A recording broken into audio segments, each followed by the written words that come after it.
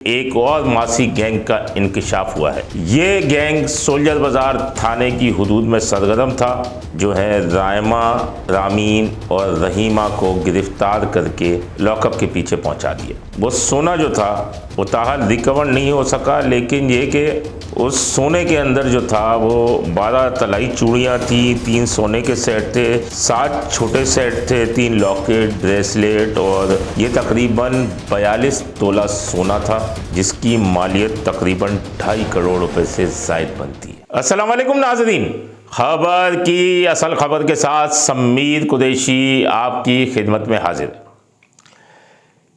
मासी गैंग के बारे में हमने कई प्रोग्राम्स किए हैं, लेकिन एक और मासी गैंग का इंकशाफ हुआ है। ये गैंग सोल्जर बाजार थाने की हुदूद में सरगर्म था और इकबाल मेमन नामी मुद्दई ने, जो कि सोल्जर बाजार में गफूरिया मस्जिद जो अलमारूफ पाकोला मस्जिद के करीब रिहायशी है, उसने अल खालिद अपार्टमेंट का रिहायशी है और उसने थाने आकर रिपोर्ट दर्ज करवाई कि उसके घर में 3 घरेलू मुलाजमाएँ रहीमा, रामीन और रायमा ये काम करती थीं।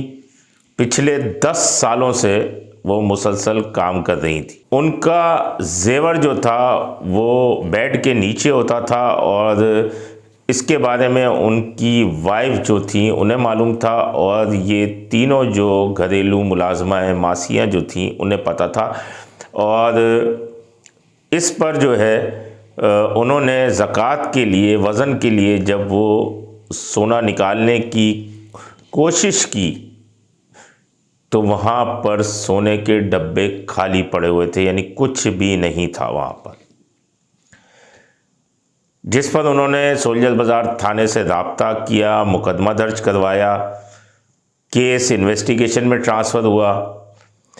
एसएसपी इन्वेस्टिगेशन ईस्ट हैं उस्मान सदोज़ी, उन्होंने इसमें ज़ाती दिलचस्पी दिखाई और टीम तश्कील दी, जो कि एसआईओ सोल्जर बाजार इरफान सयाल, उसके अलावा इस केस की आईओ जो हैं एएसआई रानी खान और जवेरिया पर मुश्तमिल एक टीम तश्कील दी गई, जिसके बाद जो आईओ है इस केस की रानी खान, उन्होंने जवेरिया मसूद और उनकी टीम की हमरा जो है वो छापा मारा और 3 मुलज़माएँ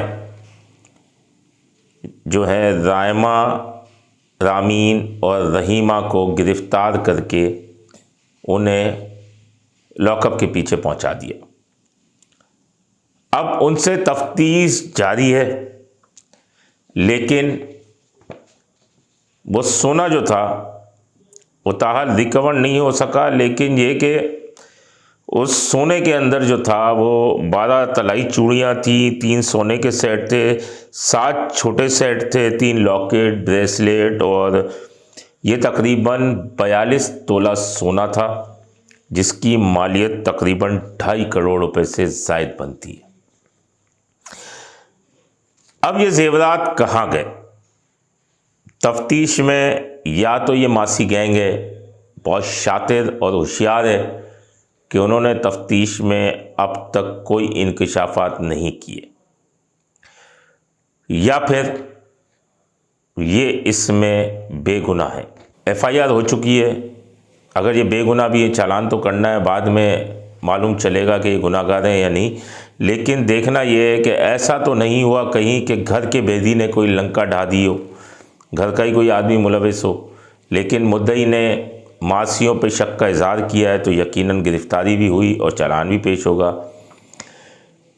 इसकी मज़ीद छानबीन की जा रही है, लेकिन पुलिस हमेशा से ये कहती आई है, अब ये मासियाँ 10 साल से उस घर में काम करती थी और तमाम एतमाद उन्होंने इस घर का हासिल कर लिया था। रानी खान जो इंट्रोगेशन अफसर हैं, अच्छी अफसर हैं, उनके साथ टीम में जवेरिया मसूद और दीगर अफसरान भी हैं, वो भी इस केस में ख़ास दिलचस्पी ले रही हैं, लेकिन ताहाल कोई सिरा नहीं मिल रहा